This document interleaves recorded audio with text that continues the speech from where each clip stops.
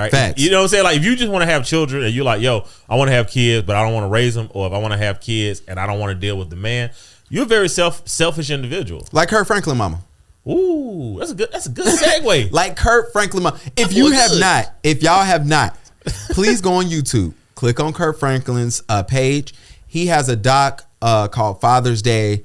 And it is interesting to say the least. It is interesting. It is not that long, so you can get through it pretty quick. Yeah, it's like 35 minutes. I think he has two. He has one that's like an hour and 5, and the other one that's like 35. So let's give a backstory in the doc. If you do not know, Kirk Franklin, he's definitely in gospel's Mount Rushmore. Absolutely. It's like not even a debate. He is up there. He's still doing music. One of my favorite Kirk Franklin quotes is, to the old regime of the church, pass the baton and don't die with it. I'm just going to say my church organization did not hear that part. They didn't hear that. But it was cool. We're going to let that rock. But so I'm watching the doc, and Kirk Franklin is doing a new album, and somebody died that he knew, and he did not go to the funeral. A man comes up to a person who works with Kirk Franklin at the funeral and said, hey, in passing, according to Kirk Franklin, said, hey, I used to date Kirk Franklin's mom as a child.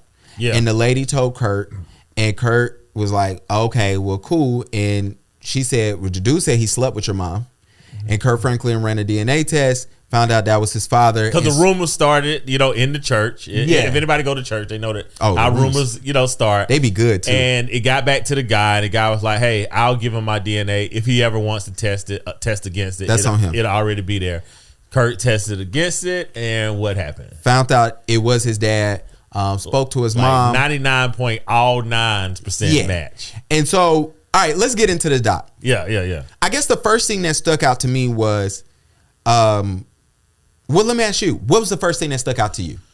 So one of the things that I, as I'm getting older, one of the things that I always try to do is remember what it was like when I was young. Right. So I try not to be like the old fogey that's just like always like, yo, my way is better. Right. I try to remember when I was young and I was talking to someone and they had no understanding of me. So when I see old people talk, I try to imagine what that person was like, as a teenager. Okay. So the first thing that stood out with me, outside of the fact that, his aunt's rude, right?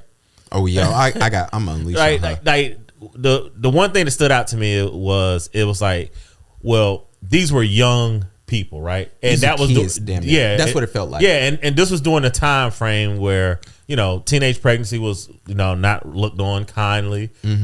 He's probably right out of the apartheid. He's in Texas, so I had sympathy of the whole situation, right? Of Kirk being raised by an older relative, by his mom not raising him. Like I at the beginning of it, I didn't look at it like, yo, she's a terrible mom because somebody else raised their kids, because that was kind of normal. That was normal time frame, So I was like, So I was just like, okay, well, let's listen to more. Let's find more out.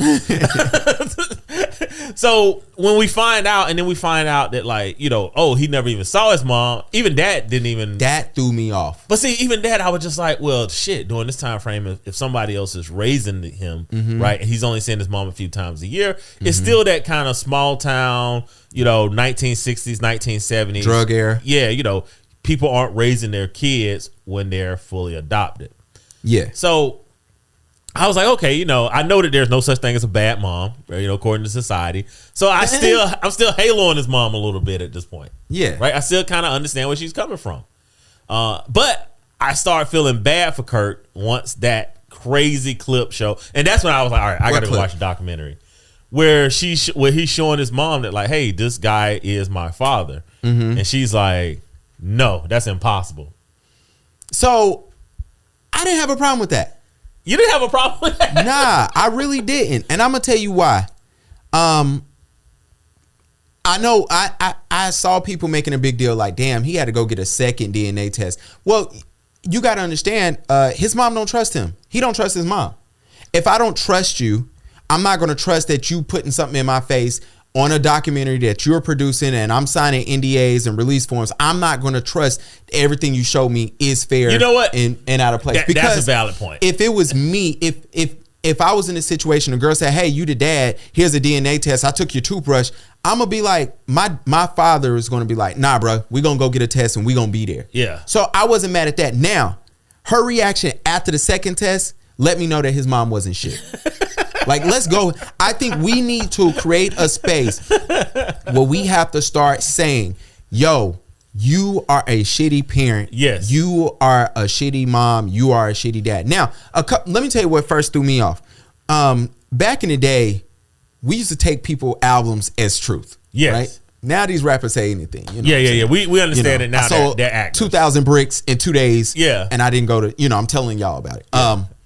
There's a video of a rapper who says that some HBCU offered him $10 million to be on their drum line, and they fry him up every time. It's like the wildest lie ever talking about rappers, right? I remember the Kirk Franklin CD. This was actually on a CD, where they have this skit of his mom dropping him off at his grandmother's house and just leaving. Yeah. And I just remember thinking that, damn, Kirk Franklin was raised that way. I think at the very beginning, I didn't realize how traumatic his life was, because the Kirk Franklin I knew, and I actually had a chance to meet Kirk Franklin when I worked at the hotel. Yeah. And I told him, I said, yo, I used the term inspiration, but I told him it was so dope to meet him, because I'm like, bro, you shaped my childhood. Because only thing we could listen to was gospel, right? Music, yeah. Only. yeah. Only. I need y'all to understand what. And Kirk was like borderline gospel music. Oh, trust me, Kirk Franklin, it was a bunch of churches, my pastor included, who got up there and said, stop playing that. Especially when that New Nation project came out. He had rappers on the song. He was like, yo, don't y'all play that shit. But Kirk Franklin, he was teetering. Yeah. I always love to say Kirk Franklin was gospel's Lil Jon. Yes. Right? But with that, I didn't realize how deep the trauma went. You know what I'm saying? For your mom to drop you off so your mom don't care. For your grandmother, it doesn't seem like that was just the happiest place for you. You don't know who your father is. Well, you thought this man was your father, and you had so much anger towards this man just to realize after you buried him and you've been angry with him for years, that years later, you find out this ain't even your dad. That's not even my dad. You gave that man hell, and that man had nothing. And then made peace, at the end, and you've lost them. And then you find out, like, yo, this is not even. Then the relationship he got with his own son. Yeah. It's like this man has dealt with trauma so much. And, he said something. He said, I guarantee my therapist has the longest running, client relationship out of everybody, because I've been going to her for the last 20 something, almost 30 years. And, it's interesting. But yeah, I wasn't mad at the mom thing. But yeah, his mom, I do want to have this conversation of who's more disappointed than you, his mom or his aunt? Gosh, man. We know who did more damage. Yeah. I mean, his aunt talking to him like he's a child all the time. Oh, right? my God. Despite the fact that this man, had, to your point, right? He's on the gospel Mount Rushmore. He's one of the biggest entertainers, right? I'm not saying that Kirk Franklin is Michael Jackson, but he's definitely the gospel version of Michael Jackson. Absolutely. Right? It's like he's a top 100 entertainer in this country. Right? Absolutely. So I mean, the fact I'm using entertainer for a gospel singer is indicative of this man's career. So for him to not be treated well, right? And I'm gonna say something about Kirk. I'm not letting Kirk 100% off the hook here. Okay, it's coming. Wait till my final thoughts. Yeah, it's coming. But to see him being treated like that, right, and have to endure that, it was disheartening. So I think the aunt had an opportunity to do healing, and she chose not to, right? Whereas the mom, I don't know what has transpired in the mom life. I can tell you that she's probably has dealt with her own traumas, right? Absolutely. Which is why she's created more trauma. You know what the saying is, right? Hurt people hurt people. Facts. So she's a hurt person, and she's hurting Kurt, right? And then Kurt is a hurt person, right? Kurt's hurting his son. I think it's something that, we do have to recognize as individuals. And I know this is not a parenting pod, but, I had asked my son to give his teacher something because I'm not getting the teacher emails. So I was like, hey, I need you to get a teacher, my email address so I can get your emails, right? And he didn't do it yesterday, right? So I'm in the car and I'm upset with him because I'm like, why you didn't do it? And he was just like, well, I was upset, so I didn't do it. Now he told the truth, right? And I've always told my son, if you tell the truth, you're never gonna be in trouble. Hate it when my parents said that shit. But I was annoyed, right? Yeah. So we got home, and I don't beat my son. But he had to run some laps, right? Because you didn't do something that I told you to do, right? So he had to run his laps. He was tired after about 20 minutes. I need to put him in run club because he actually ran the whole 20 minutes. Shout out. Yeah, you know, I mean, don't worry, it wasn't hot. Guys, it's like 70 degrees. I'm watching him the whole way. But anyway, when we get back inside, when I go upstairs, I realized because he wanted this old controller. Like my son like making like little movies and stuff. Okay. So he wanted this old controller. He said, "I'm gonna make a movie out of it." Right. So when we was in the car, I told him, I said, "You know what? I'm sending it back." Right. So now I was sending it back, and you had to do the punishment of running. So when I get back, he runs, and then when I get upstairs, I realized that I have told him that he tell the truth, he won't get in trouble. Right. So I had to go back to him and say, "You know what? I told you I was gonna send it back. I'm not, because you told the truth." Right. Yeah. I had to make sure that I'm not hurting my son, right, because I'm pissed, right? So, and this is where I said all that to say, hurt people. So when I watch Kirk's mom, when I watch Kirk's aunt, when I watch Kirk, right, everybody is passing along a little bit of their hurt. Absolutely. So I'm disappointed, in all honesty, all of them. Kirk, his son, right? Like there's because somebody has to become the pillar of strength. Somebody has to be the person that says, you know what? Everything is going to stop with me, right? If I got to absorb it for everybody else, for nobody else to experience it, that's my job. And y'all know I always say on this pod, like the reason why I say that men don't demand enough is because this is what I ask people that listen to this pod to do, right? To become stoic, right? To be able, in the face of discomfort, to be content. Because that way the next generation can actually live a better life. And I don't think I know Kirk was traumatized, right? And I tell you guys, like, yo, go to therapy, because once you pass like 30, 35, I want to hear about what your parents did to you. And I was going I ain't put it on the list. I was definitely going to press your ass about that. I said, God dang it, man. Yeah. I hate when shit don't go the way I planned it, man. I do this podcast very strategically. I put stuff in that I'm going to ask Mike because I need him to be prepared, but I plan on surprising his ass. And that was in my final thoughts. Like, how does it feel? I'm going to say it like this. I knew what it was like as a man to go back to my mom, to go back to the women in my life, because my dad got it, right? But I knew what it was like to go back in the women in my life and say, hey, I'm no longer a child. Yes. Right? And that's a hard thing for women to see when you're a boy. And I get it now that I have a child, right? Because sometimes my boy is only 2, but yo, he won't eat something if you try to feed it to him. He wants to grab the fork, and you got to watch him make mistakes. But I do have to remind myself he is getting older. And you got to pull back like a little bit. And it does drive you mad. It does. So I got, when I was 18, my mom is still trying to tell me things. I remember when I was 25. I remember when I moved out my house and my mom said something to me, and I was like, yo, I don't live with you anymore. You know what I'm saying? And so to watch Kirk Franklin, we talking about Mount Rushmore. Let me tell y'all something. Platinum albums. We talking about tens of millions of albums. So for a gospel artist. Yes. Insane. When I knew the dope boy in high school was listening to Kirk Franklin, I said, this nigga's out of here. Kirk Franklin's out of here, right? You talking about Grammy winning, the most decorated Grammy winner in gospel. Yeah. You know what I'm saying? Like 15, 16 of them. Yeah, you're still going. For him to look and his aunt saying, no, I'm not talking to you until you address me as aunt. Like who? Yeah, bring your ass in the house. Like to your point, right? Woman, who are you? Who are you? I'm here for my mom, not even you. Yeah. And for that, that was disappointing.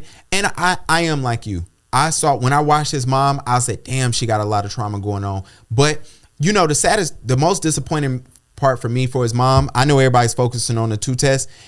There's a 5-second window when his aunt looks at his mom and says, all right, now he wants the truth. He wants the truth. And his mom so we know the truth. And she left, right? That means both of y'all knew the truth. And and what's crazy to me is, man, like one of the things that I think is going unsaid here is how often this happens, right? And I'm not just talking about like, a woman putting a baby on a man that's not the father. I'm saying like someone has lied to you about something and tell that lie forever, right? Facts. And even when you have the evidence and truth and you sit down in front of them and then that's like gaslighting at the nth level, right? Absolutely. Like, nah, it's still not true. Final thoughts from me. I gotta say this, and this is getting clipped. Kirk Franklin, you're an ill ass nigga, dog. I'm gonna tell you how. Kirk Franklin is officially the first man to produce a own doc, to shame his mom, to to sell an album. That shit was unbelievable. I said, yo, and to get away with it, I said to sell an album, this man said, I'm about to trash my mom and my self-produced doc. That's why when you was like, oh, I liked it, I was like, because it's his cameras. I didn't consider it. You're absolutely right. And so it was from one point of view. Yes. It was only his story, his point of view, which I'm not mad at. Yeah. Now, one thing I was mad at, and Mike can attest, I talked about this last week. I'm going to do it again. I don't know who y'all hired. That shit was out of focus. It was some color grading issues, and like I told the group chat, just hire your boy. Y'all see how we look. Mike Bronze is good. Yeah, I'm Bronze. Look, nice. Just hire Gavin. But that's a solid point. I didn't think about that. He got away with it. He is trashing his mother, but also, you know, Kurt has been more of a not seen as the most masculine man, and sometimes when you're not seen as the most masculine man, you can get away with the sassy stuff. Yeah. So yeah, I mean, it is a wee bit sassy, but I mean, look. I feel bad for Kurt, but I always tell y'all, like, and look, I know what was his wife? I know psychologists minding her business like she's supposed to. All this crap, stay out of this. Do not get your face in any of this ish. But as I always say, man, look, after 35, man, get your stuff together with your parents and your trauma and stuff. Nobody honestly cares, right? The person who traumatized you don't care anymore. You think Kurt mama give a damn? She do not give a damn. There was a part of the video where he said, I hadn't spoken to my mom in the last 22 years. And at the end of the doc, it says that Kirk Franklin has not spoken to his mom in the last 2 years. One last thing before we get to Diddy. Kirk Franklin daddy got some money. Yeah, Kirk Franklin daddy did okay for himself. Look, I don't know if y'all saw the house. And let me tell you, pocket watching. I saw the man watch. The brother got some money. Yeah, he did okay for, and you know, and again, that is sad. Gosh, man, you know what? No, I'm gonna leave that alone. All right.